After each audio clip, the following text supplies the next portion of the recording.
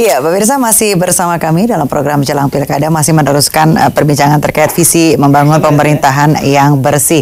Dan tadi Pak U ini belum menyampaikan terkait tentang seperti apa memetakan permasalahan daerah-daerah. Jadi begini, permasalahan setiap daerah itu yang saya rasakan itu juga yang sampai hari ini belum selesai. Dimanapun tingkatannya, mau tingkat desa, tingkat kecamatan, kabupaten, kota, provinsi, dan pusat.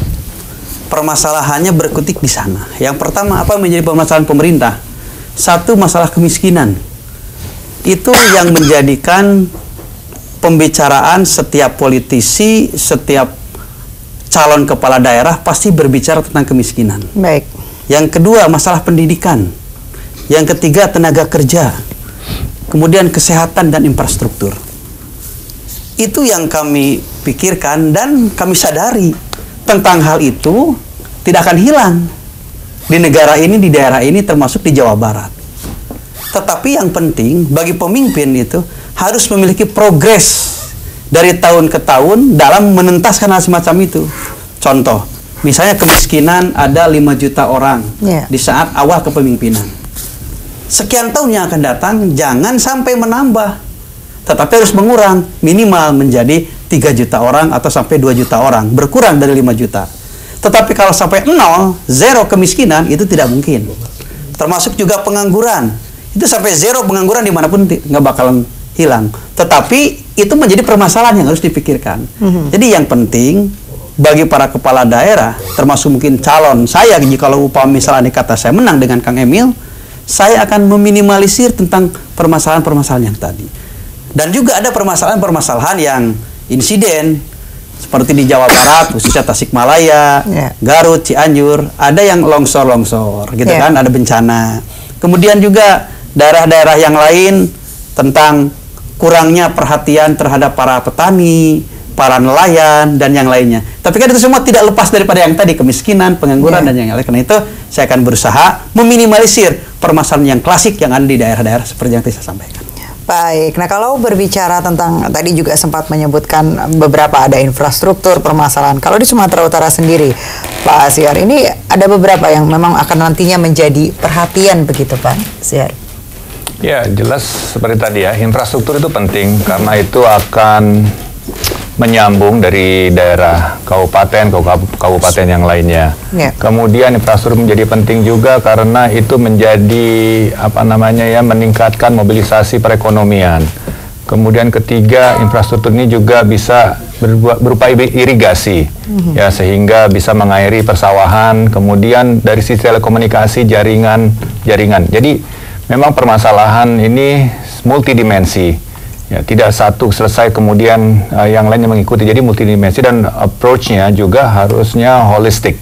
Karena dengan holistik ini kita akan memperhatikan yang soft dan yang hard. Baik. Gitu. Pak, kalau kita sudah memetakan terkait permasalahannya, bagaimana nih solusi yang kemudian nantinya ditawarkan kalau jika Anda terpilih menjadi calon wakil gubernur? Pak Ahmad dulu mungkin. Ya, jadi pasangan Pak Sudrajat Syaihu ini berobsesi ya, bahwa kita ingin menawarkan beberapa hal.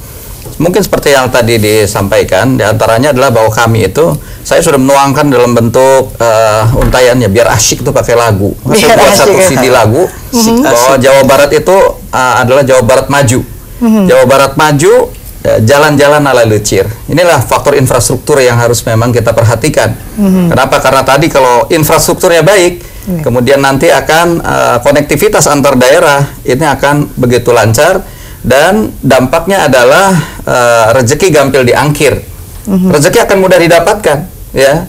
Nah, perekonomian berjalan dan bergerak, mobilitas barang dan orang betul-betul lancar.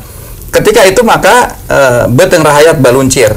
Jadi perut masyarakat itu gemuk, ya, bukan buncir karena kekurangan gizi atau gizi buruk, tapi karena sejahtera. Nah, berikutnya adalah rakyat gampil diajak mikir. Tentu rakyat gampang diajak berpikir kalau pendidikannya itu tinggi. Ya. Maka itulah harus pendidikan ini harus ditingkatkan, ya, dan berkualitas gitu. Nah, yang kelima bahwa rakyat tenang berzikir. Tujuan hakiki kita pembangunan ini mungkin bukan cuma faktor materialitas, ya, tapi tentu kedekatan kita dengan Sang Kholik, Allah Subhanahu wa taala itu pun yang harus kita capai sehingga ada ketenangan batin, ada kedamaian dalam sebuah kehidupan kita bersama dalam pluralitas. Baik, kalau Pak UU sendiri melihatnya seperti apa nih dengan adanya permasalahannya, solusinya yang ditawarkan seperti yang ditawarkan saya dengan Kang Emil dengan program Jabar Juara. Jabar Juara. Jabar Juara yang pertama juara dalam bidang agamanya, keimanan dan ketakwaan. Seperti yang sering dilontarkan oleh salah satu partai pengusung kami PKB, yaitu juara lahir dan batin. Oleh karena itu, agama di sini bukan hanya agama Islam, tetapi seluruh pemeluk agama harus memiliki keimanan yang kuat, ketakwaan yang kuat terhadap Tuhannya masing-masing, Tuhan Maha Esa itu. Oleh karena itu, kita akan ada perhatian terhadap para kiai, para ulama, para asatid. Kalau anak SD, SMP, SMA ada bos. Kenapa tidak santri pun ada seperti itu? Dosen, guru, ada gaji, ada honor. Kenapa tidak kepada para kiai, para ustadz, termasuk yang suka mengajar di pada gereja, vihara, dan yang lainnya, diperhatikan oleh pemerintah. Kemudian Jabar Juara atau juara masyarakatnya. Masyarakatnya juara, pertama juara dalam bidang kesehatan, juara dalam bidang pendidikan, juara dalam ekonomi, termasuk yang keempat juara dalam bidang kebahagiaannya. Jadi Kang Emil selalu menyatakan tidak cukup dengan pendidikan, kesehatan, kemudian dengan ekonomi, tapi harus bahagia juga dalam hidupnya. Yang ketiga, juara aparaturnya. Aparaturnya hebat-hebat. Yang tadi sampaikan adalah pemerintahan yang bersih, clean government dan good government dan penegakan hukum. Itu yang menjadi prioritas kami, poin yang ketiga. Yang keempat, juara infrastrukturnya. Tadi disampaikan oleh Pak Saihu tentang infrastruktur adalah salah satu daya dorong untuk meningkatkan ekonomi. Dan itu sudah kami laksanakan di saat kami menjadi Bupati Kabupaten Tasikmalaya dengan program Gerbang Desanya. Maka kami dengan Kang Emil akan menjual program-program yang sudah kami laksanakan. Kalau Kang Emil di Kota Bandung dengan segudang prestasi, kalau kami di Kabupaten Tasikmalaya dengan adanya peningkatan-peningkatan dengan program membangun desa dan menata kota. Itu yang baik. Kalau Pak Syihar sendiri ini, apa solusinya nanti akan ditawarkan begitu? Ya, mungkin salah satu solusi adalah begini. Kita pertama menyerap aspirasi dari masyarakat. Kita mendengar. Setelah mengetahui problem tersebut, kita mengetahui dengan pasti bahwa perlu adanya suatu sinergitas antara kebijakan pusat, provinsi, dan kabupaten. Jadi peran koordinasi tingkat 1, tingkat 2, mulai dari pusat tingkat 1, tingkat 2 sangat penting karena ini akan berakibat kepada anggaran dan juga pendetailan daripada program-program kerja yang harus dilakukan. Nah, sebagai contoh, misalnya kita melihat bahwa sekarang ini banyak anak-anak usia sekolah tapi tidak sekolah. Salah satu pertimbangannya adalah mungkin biaya dari orang tuanya. Kedua, mungkin orang tuanya beranggapan bisa membantu penghasilan keluarga. Nah, ini kita harus mencarikan suatu solusi yang kreatif. Di secara pusat, di tingkat nasional sudah ada misalnya Kartu Indonesia Sehat, Kartu Indonesia Pintar.